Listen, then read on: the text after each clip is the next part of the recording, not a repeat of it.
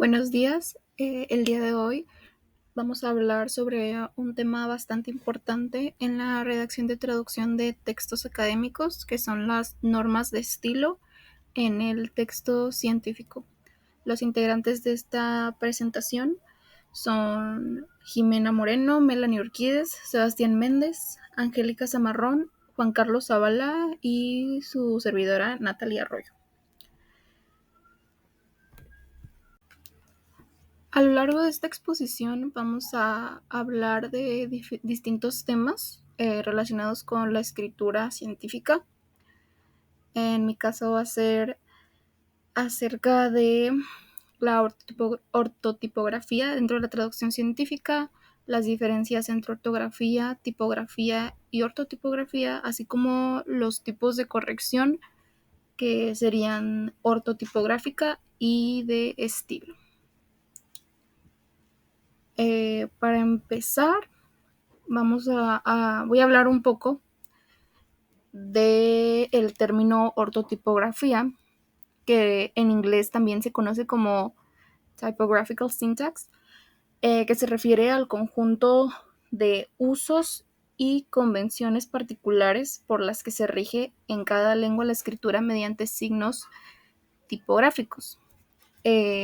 Lo que quiere decir que no solo se trata de escribir sin faltas ortográficas, sino de saber cómo se usan las comillas, cursivas, mayúsculas, números, signos de puntuación u otros recursos en la redacción.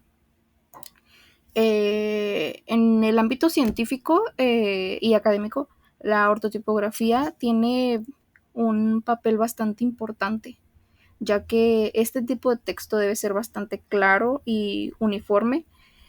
Entonces, aunque, por ejemplo, los signos de puntuación son bastante importantes en cualquier tipo de redacción, en este tipo de textos, una coma que esté mal colocada o una cita mal presentada puede cambiar el mensaje y también le quita bastante profesionalismo al trabajo. Es por ello que la ortotipografía es clave en la redacción de traducción de textos científicos.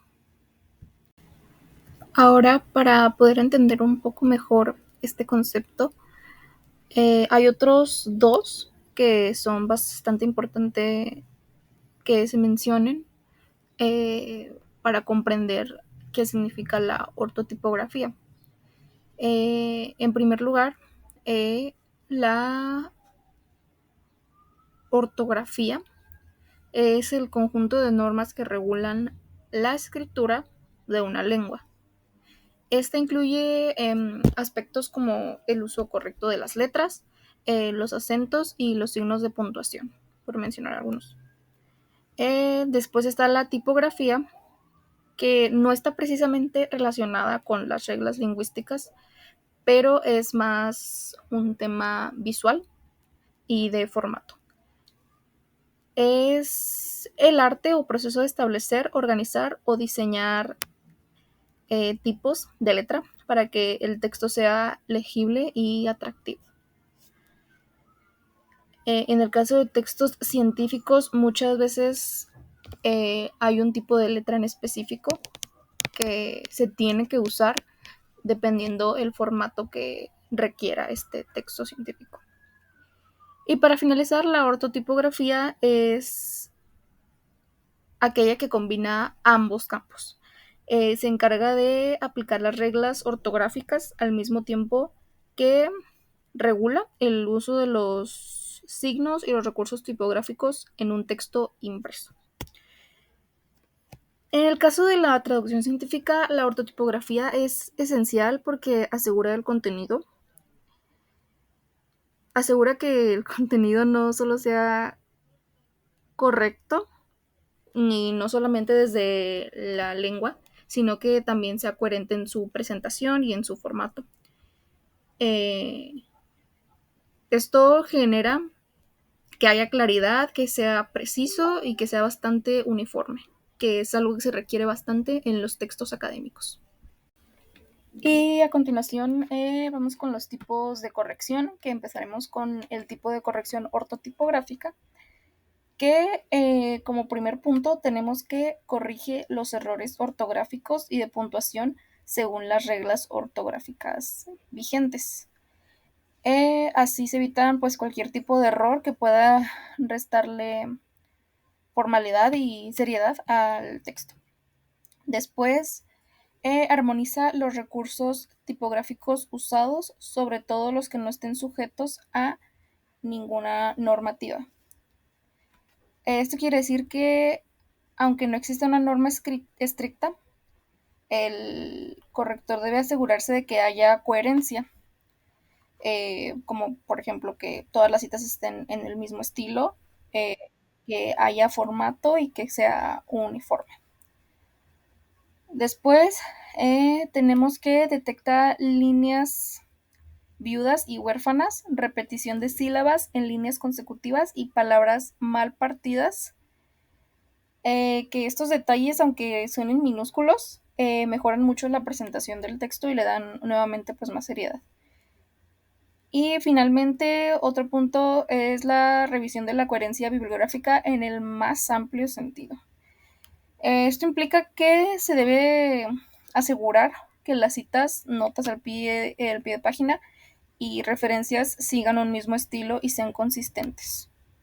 Este tipo de corrección busca que el texto no sea solo correcto desde la ortografía, sino que también sea uniforme, ordenado y profesional.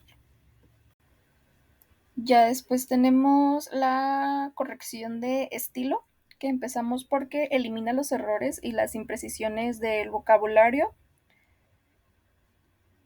como el tipo de vocabulario o errores que no se ajustan o no van con el contexto científico. Después aumenta la riqueza léxica al añadir sinónimos y eliminar muletillas y otros vicios léxicos. Esto ayuda a que el texto pues, sea más variado y más preciso. Corrige errores gramaticales y ajusta el texto a las normas vigentes y al libro de estilo que haya que aplicar. Esto es bastante importante en los textos científicos, ya que deben seguir cierto tipo de lineamientos bastante claros. Otro aspecto importante es la corrección de los despistes sintácticos, lo que quiere decir que son las frases que están mal construidas o estructuradas, que sea confuso y pues pueda dificultar la comprensión. Entonces este tipo de eh, despistes se tienen que redactar nuevamente o mejorar. Y al final es que mejora la fluidez del texto. Pues las ideas se pueden presentar de forma más clara y ordenada, incluso más natural, y esto puede permitir que el lector entienda mejor y procese mejor la información sin confundirse o algo por el estilo. Eh, y ya para finalizar con esta parte, mientras que la corrección ortotipográfica se enfoca más en la forma y presentación, pues ya la corrección de estilo busca que el texto sea más legible, que sea más eficaz en su proceso comunicativo. Continuando con las normas de estilo, hablaremos sobre la escritura de las abreviaciones. Estas juegan un papel fundamental para mantener la claridad y la precisión dentro de los textos científicos. En este caso, se considerarán como abreviaciones los abreviamientos o acortamientos, las abreviaturas y las siglas. Comenzaremos con los acortamientos, también conocidos como abreviamientos. Estos consisten en la eliminación de las sílabas finales de palabras que se consideran demasiado largas, con la finalidad de que sea más cómodo o más sencillo mencionarlas. Aquí tenemos algunos ejemplos pueden ser LABO, que ese es un abreviamiento francés de laboratorio, quimio, de quimioterapia, oligos, de oligonucleótidos, y profe, de profesor. Como se mencionaba, se parte la palabra y se quitan prácticamente la última mitad de la palabra. Y aunque estas son muy comunes en el habla cotidiana, se nota en el último ejemplo de profe, de profesor, Los acortamientos no deberían de utilizarse en un texto científico, ya que pueden generar ambigüedad y solo se ven aceptados un buen uso que se les pueda dar es en los textos que acompañan a figuras y tablas, más que nada porque en estos casos el espacio suele ser reducido. Ahora seguimos con las abreviaturas, que son la representación de una o más palabras que se obtienen por eliminar algunas de las letras o sílabas de su escritura completa y siempre se deben de cerrar en un punto. Su uso tampoco es conveniente dentro de los textos científicos, más que nada por en los casos en los que no están estandarizadas y puedan llegar a causar ambigüedad. Y es por esto que las que son muy comunes y que están, por así decirlo, estandarizadas, son admisibles si a continuación de cuando se escriben se observa el texto escrito completo entre paréntesis. Aquí hay algunas reglas o puntos que hay que tener en mente cuando se redacta en español con abreviaturas. Y primero es que siempre terminan en punto, incluso en las que expresan algún número para evitar la confusión entre los grados, las expresiones de grados y las expresiones de lugares numéricos. Aquí está el ejemplo de primero y que lleva esa abreviación un punto antes del símbolo de grado y para hacer la expresión de temperatura no lleva ese punto. La siguiente es que cuando llevan una letra en superíndice, el punto de la abreviatura va antes del superíndice. Aquí está el ejemplo de D punto en superíndice A de doña. Además que estas pueden expresar plural añadiendo una S o duplicando la letra en caso de que solo sea una. Aquí está el ejemplo de pags, que puede ser pag de página nada más y para el plural de páginas pags con S o pp si se abrevia como P. Esto es cuestión de estilo más que nada.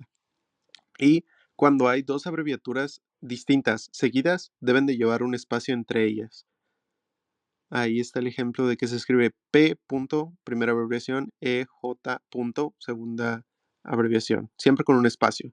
Y en las citas bibliográficas de los trabajos, en español se debe poner un punto después de cada inicial y un espacio entre ellas.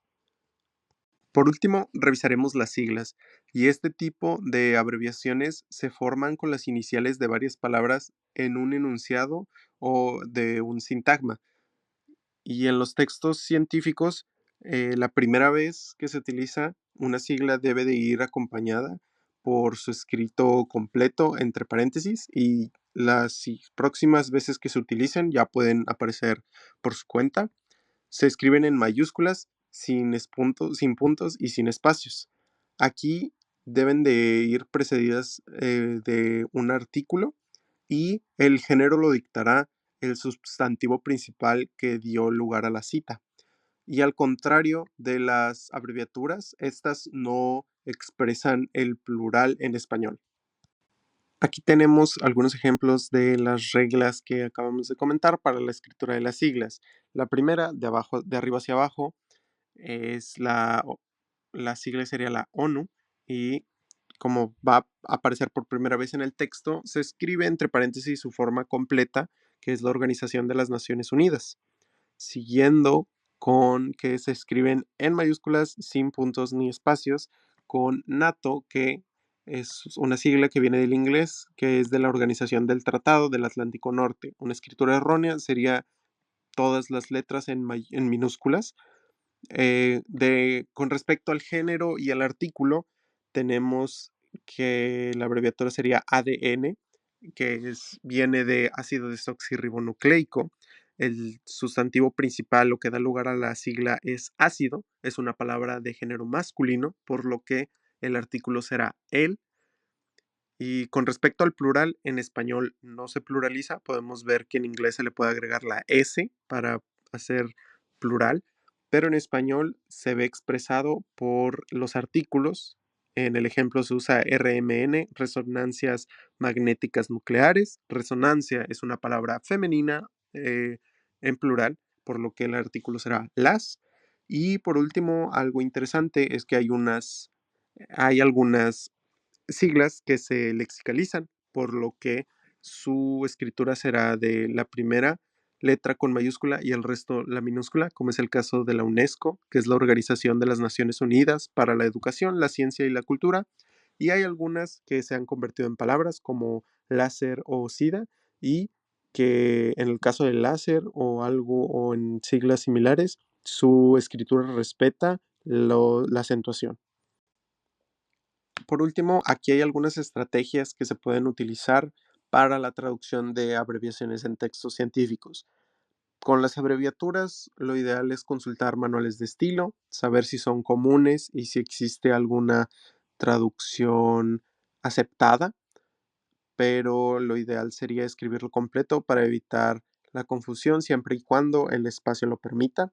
Con los acortamientos se deben evitar, no se usan ni en el texto principal, salvo en tablas o figuras, y también hay que cuidar a no hacer calcos.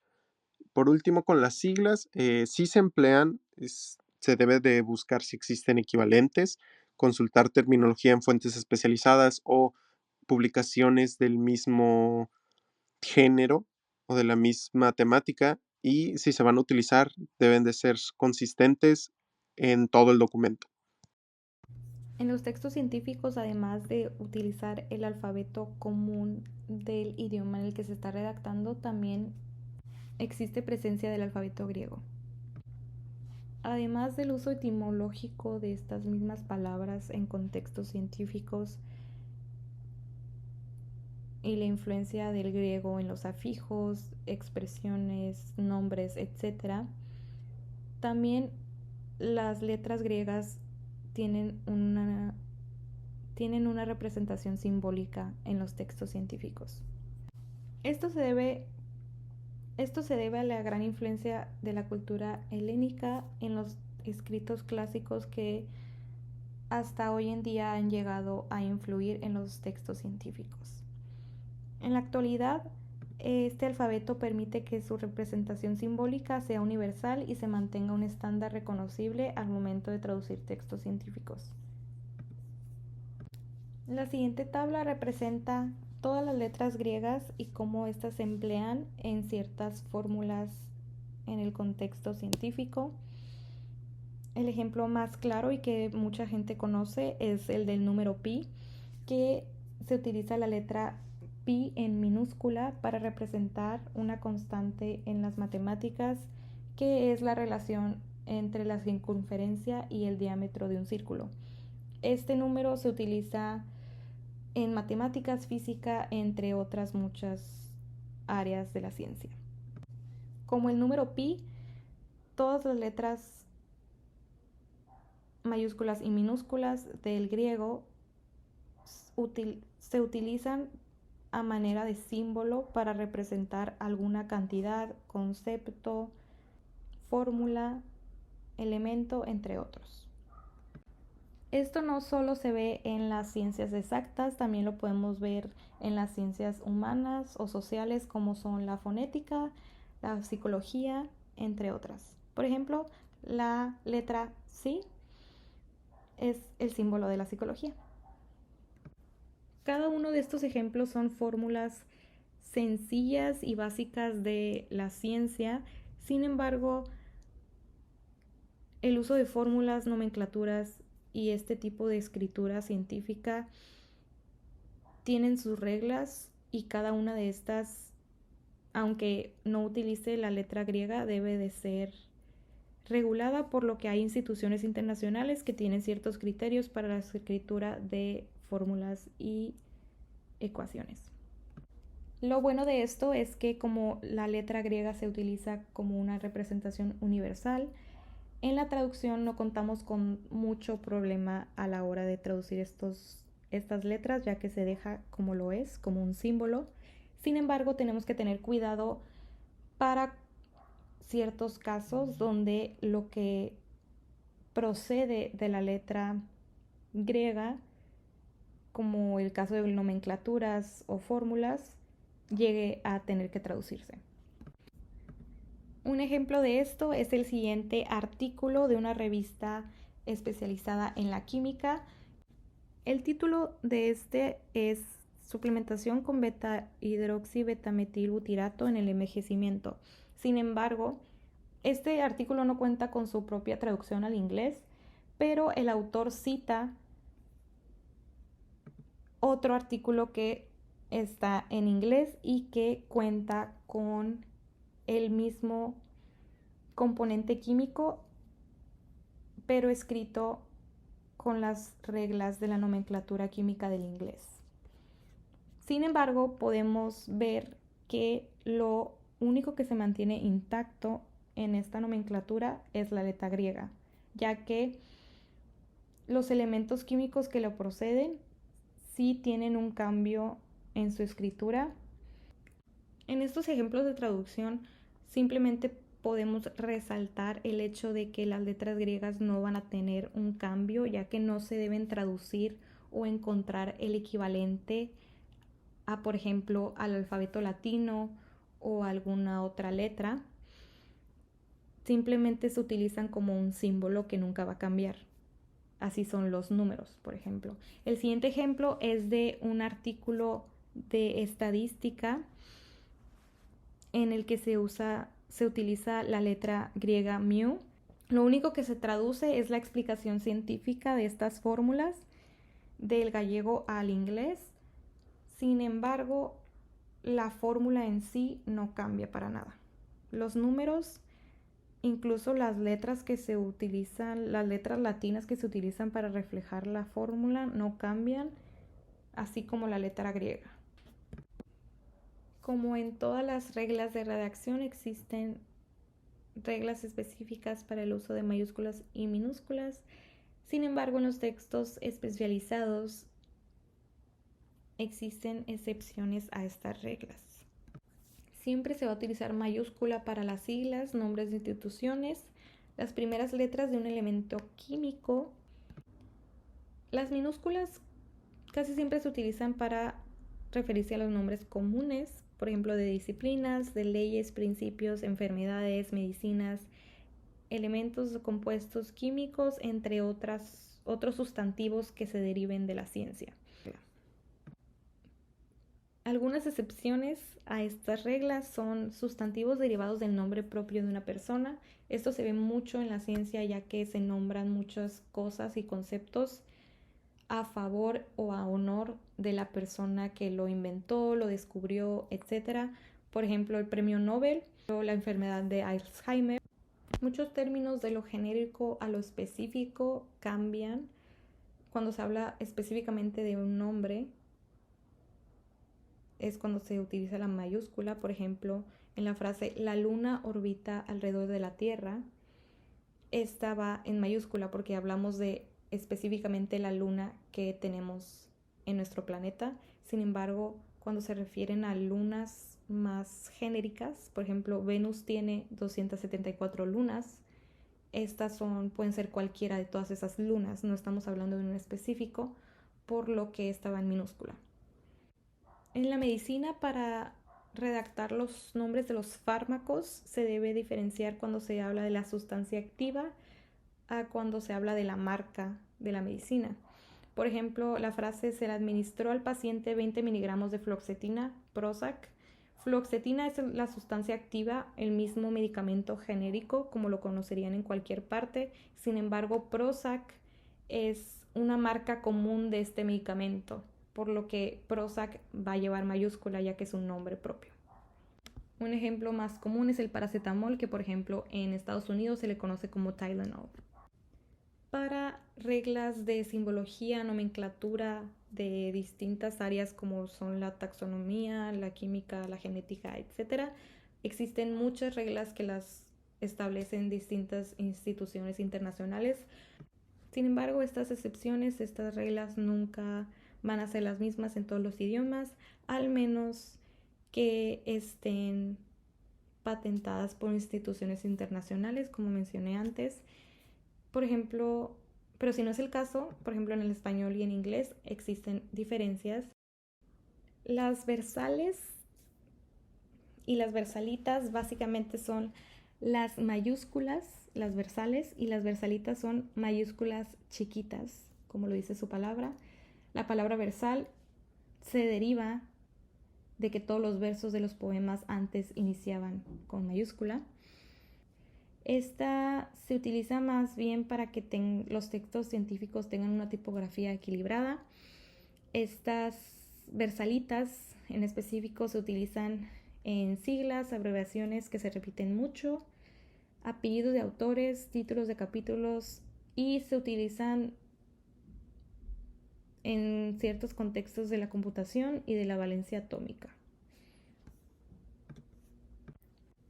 En inglés estas se llaman small caps y siguen los mismos usos que en el español. Sin embargo, hay unas excepciones que solamente se utilizan en el inglés. Por ejemplo, en la lingüística para referirse a ciertos conceptos, por ejemplo, para un análisis morfológico, digamos,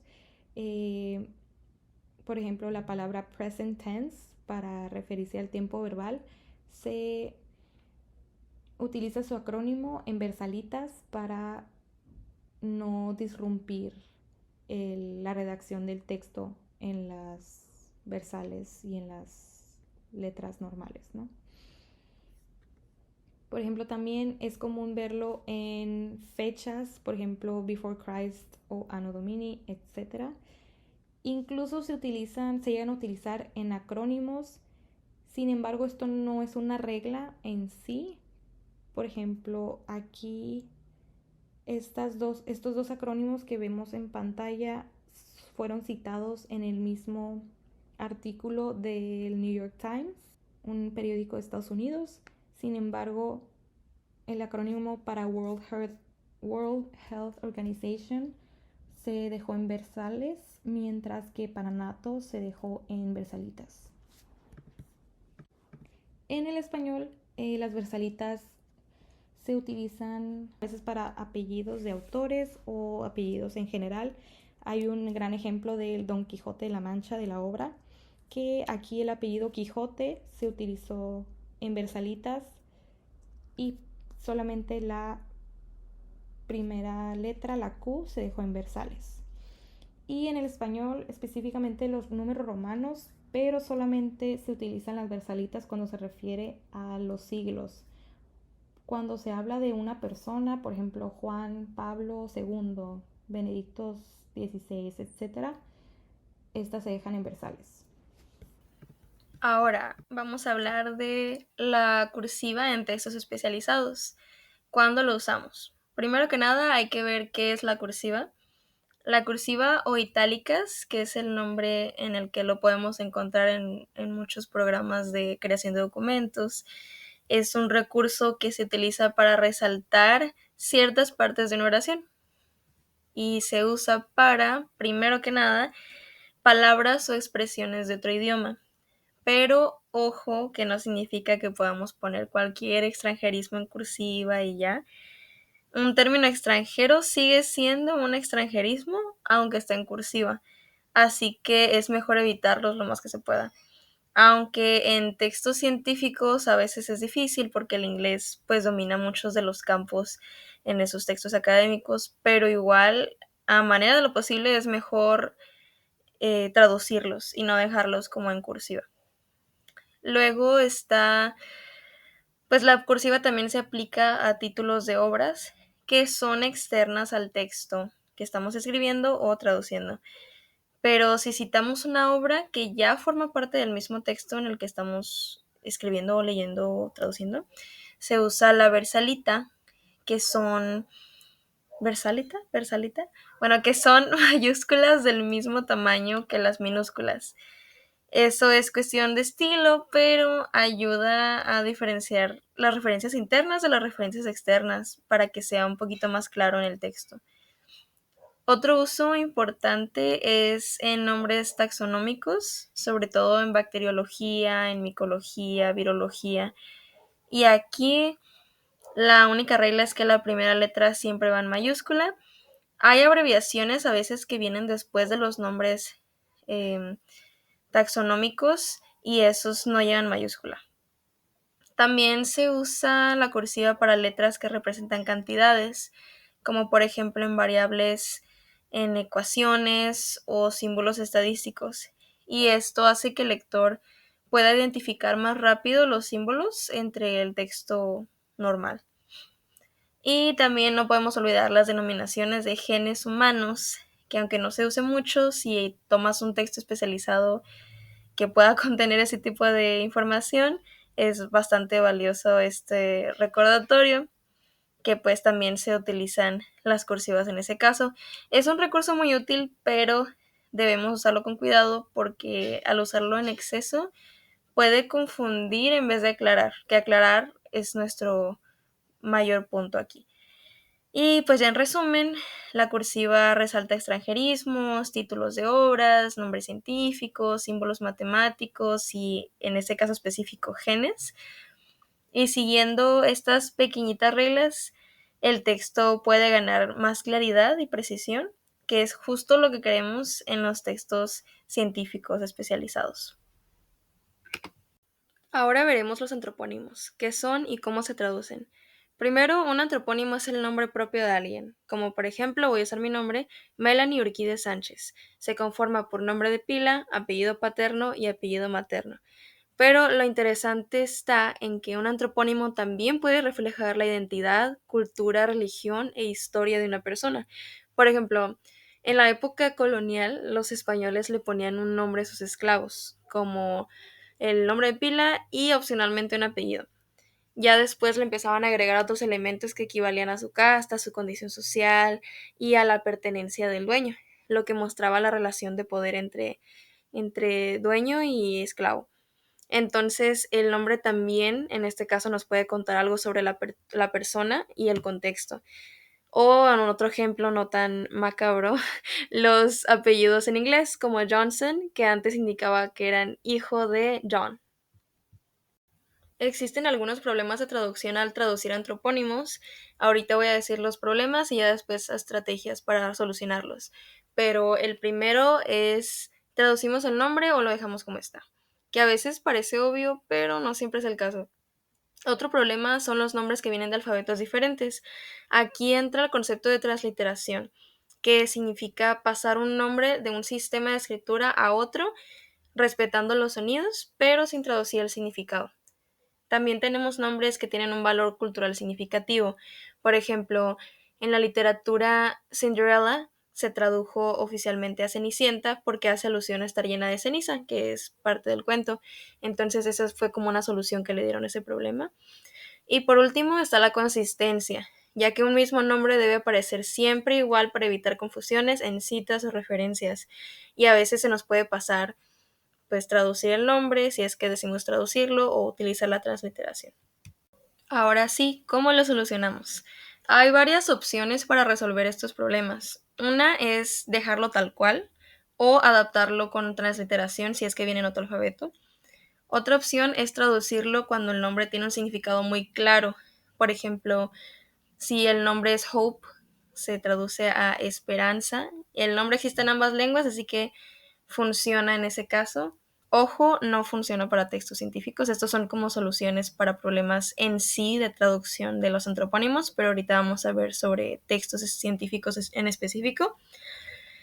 Pero pues también está la adaptación cultural para que el lector se sienta más cercano, aunque puede que cambie tantito el sentido.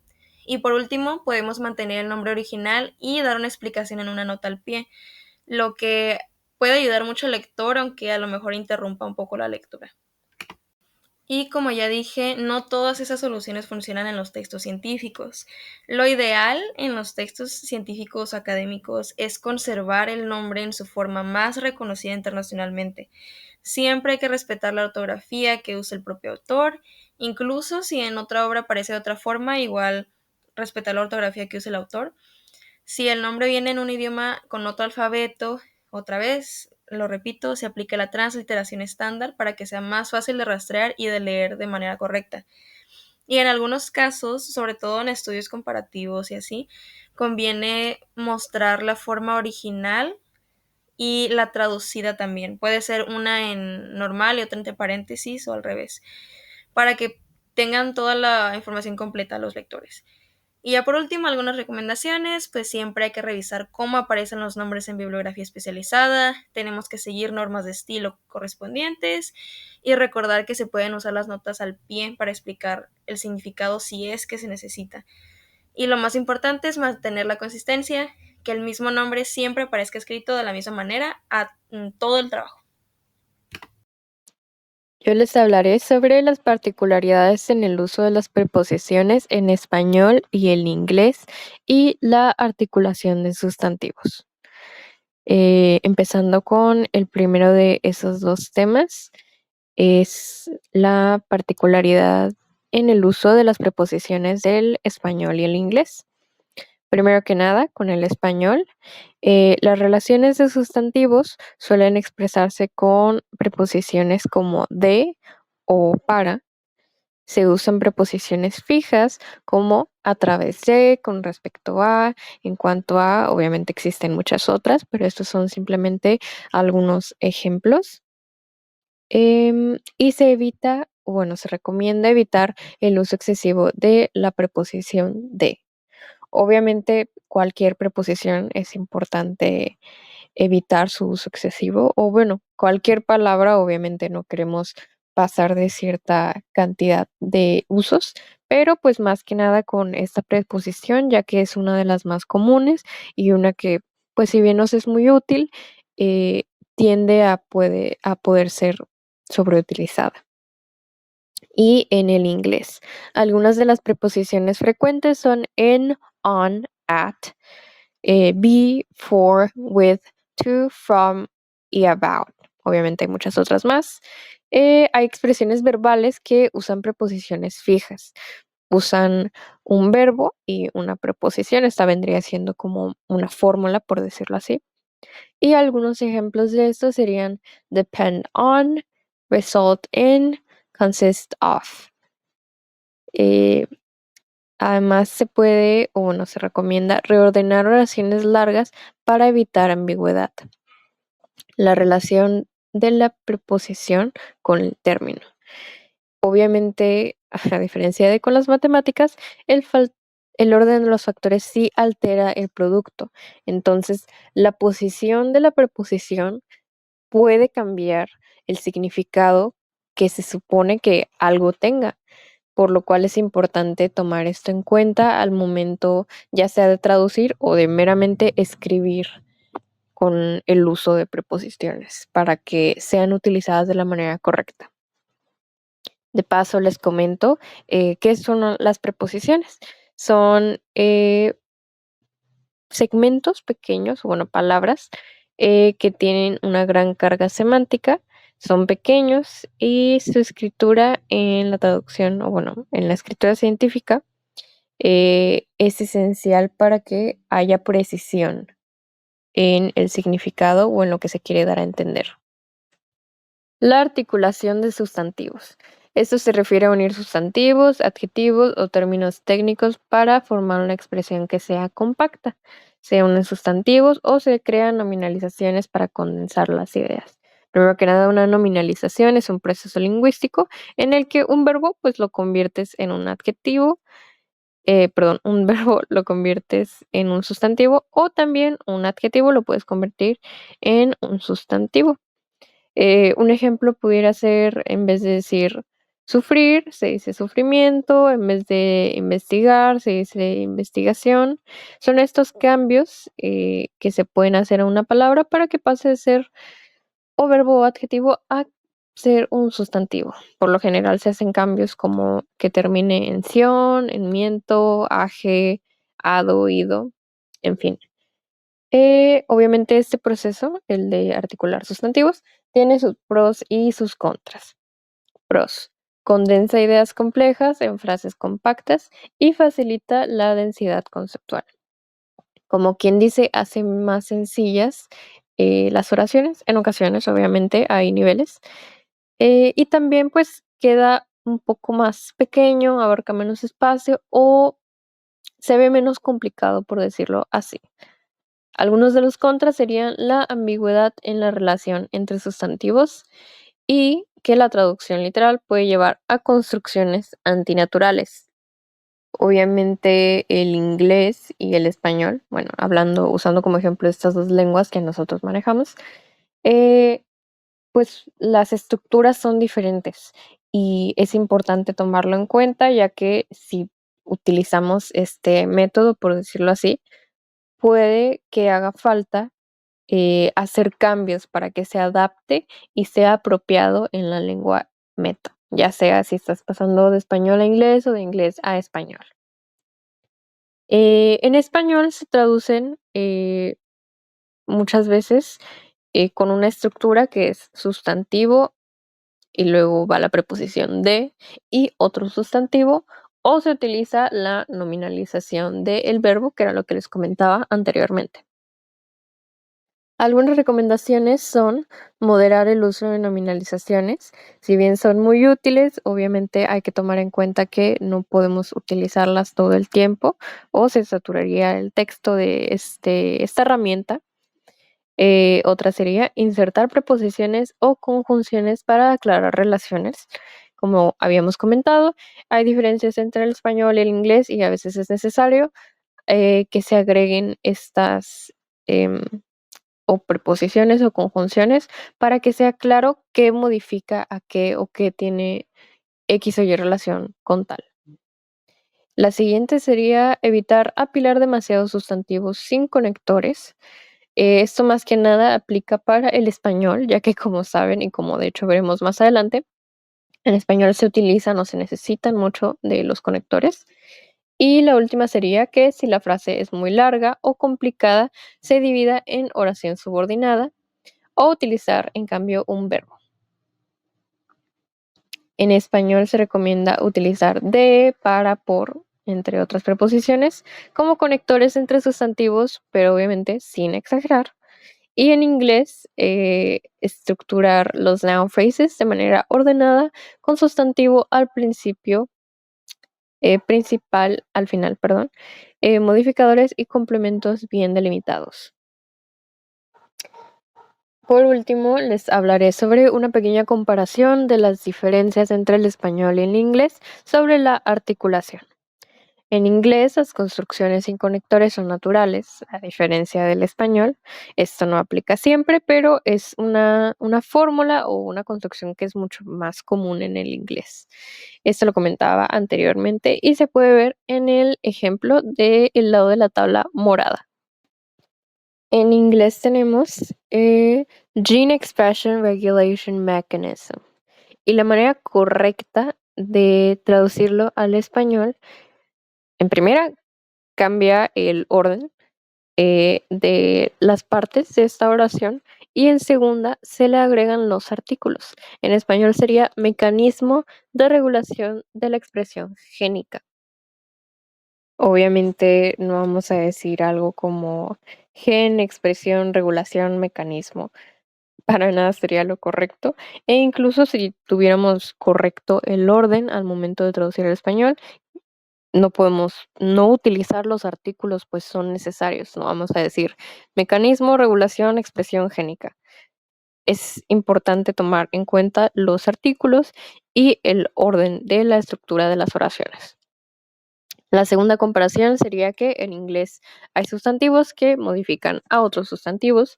A estos se les llaman attributive nouns, mientras que en español se traduce con construcciones preposicionales.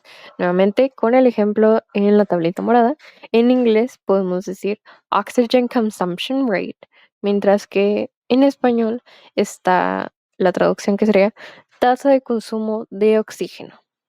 Ahí vemos la diferencia del uso de attributive nouns y de una construcción preposicional. Por último, en español, obviamente, como nosotros sabemos, los sustantivos tienen género, número, hay una concordancia con los artículos y los adjetivos, y en inglés esto es algo que no existe. Entonces, se debe tomar en cuenta. Para nosotros es natural, aquellos que somos hablantes nativos del español, pero aquellas personas que están aprendiendo español como una segunda lengua, obviamente van a tener que tener muchísimo más cuidado con esto. Y por último, pues se prefiere utilizar verbos cuando sea posible. Es mejor utilizar analizamos los datos a decir realizamos un análisis de los datos. Esto cuando se necesita ahorrar espacio o se necesita compactar la información para que obviamente no haya un sobrecargo de la misma. Pasaremos a hablar sobre el empleo de adverbios y sobre sus recomendaciones de uso en español, primeramente. Nos encontramos primero con la claridad y sencillez del lenguaje. Se recomienda evitar las palabras rebuscadas, expresiones artificiosas o jerga innecesaria, salvo que aporten precisión técnica que no pueda lograrse de otra forma. Pues tenemos la economía en la expresión o concisión, que dice que se debe expresar lo esencial sin redundancias y evitar las expresiones que podrían reemplazarse por alternativas más cortas. Después encontraremos al sentido. Los adverbios deben usarse cuando realmente aporten el sentido. El uso de adverbios puede entorpecer la lectura o hacerla menos precisa, lo que nos lleva a evitar redundancias. No repetir conceptos con múltiples palabras sin necesidad, evitar los adverbios que no aportan o duplican significado. Después nos encontramos con la longitud de oraciones, que debemos mantener las oraciones razonablemente cortas y preferiblemente con estructura sintáctica clara, ya que las oraciones largas o con muchos incisos dificultan la comprensión. Después nos encontramos con la precisión léxica, que dice que elegir vocablos que expresen exactamente lo que se quiere decir para así evitar palabras demasiado generales cuando el contexto exige exactitud científica. Pero también hay que evitar vocablos floridos o arcaicos si no son necesarios para la disciplina. Ahora hablaremos sobre sus recomendaciones de uso en inglés. Primero, la precisión y concisión. Nuevamente, los adverbios que no aportan significado claro tienden a inflar el texto sin beneficio, y se recomienda usar solo los que son necesarios. Después, la colocación correcta. Los adverbios deben colocarse lo más cerca posible de la palabra que modifican, para así evitar ambigüedades. También debemos evitar adverbios intensivos o subjetivos, como very, extremely, clearly, significantly, a menos que su uso esté justificado, como por ejemplo, cuando significant tenga un sentido estadístico claro. Y por último, evitar redundancias o vacuidades. Frases como completely full, very unique, clearly shows, etc., pueden ser vacías o enfatizar de más sin agregar información. Ahora entremos al tema de los archisílabos. Primero hay que responder la pregunta de ¿qué son? El archisílabo o archisilabismo es un término usado en español para describir palabras que han sido alargadas innecesariamente, generalmente mediante sufijos o prefijos para ser más cultas, técnicas o formales, pero muchas veces sin agregar valor real al significado original. Algunas de sus características son que se forman frecuentemente mediante afijación, con sufijos como idad, alidad, izado, logía, etc. También tienden a tener más sílabas que la palabra base, lo que puede hacer que el texto sea más pesado. Y por último, pues pueden tener un uso más restringido, especializado o idiomático. No siempre reemplazan totalmente a la forma más simple, pero sí compiten con ella. Pero bueno, ¿qué hay de los archisílabos en inglés? Pues bueno, En inglés científico y académico, el uso excesivo de palabras largas o derivadas innecesarias se considera un vicio de estilo que afecta la claridad. Y aunque no se usa el término archsyllabic, los manuales de estilo lo tratan bajo otros nombres, como lo son wordiness o verbosity, que es el exceso de palabras o formas largas, nominalizations, que es la transformación de un verbo en sustantivo en lugar de usar el verbo simple, como por ejemplo implementation en lugar de decir to implement o utilization en lugar de to use. Y también complex or Latinate vocabulary, que es la preferencia por palabras de origen latino en lugar de anglosajonas simples, como por ejemplo commence en lugar de start o utilize en lugar de use. Y bueno, ¿cuál es la diferencia entre el uso de archisílabos en español e inglés? Bueno, en español se permite su uso en contextos técnicos, aunque se debe tomar en cuenta que se recomienda utilizarlos con moderación. Además, se deben de revisar y reemplazar por formas más simples y transparentes. Mientras que en inglés, aunque se tiene una tendencia similar a utilizarse en contextos técnicos, esta resulta estar más censurada por la tradición de plain style. También se desaconseja prácticamente siempre el utilizarlos y pues se prefieren las palabras más cortas que transmitan el mismo significado. Para concluir con nuestra presentación, queremos destacar que estas normas de estilo para el texto científico cumplen con una función bastante importante para garantizar que la información se comunique y que se comunique de forma precisa y de forma clara, y que cada detalle como la ortografía, las abreviaturas, las siglas o mayúsculas eh, o cualquier tipo de elemento que mencionamos anteriormente sea revisado, ya que contribuye bastante a la coherencia y a la calidad del documento. En el campo de la traducción científica, estas normas son bastante importantes, ya que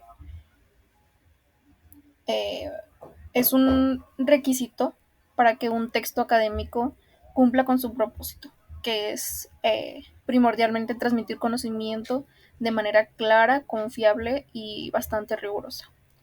Le agradecemos bastante su atención.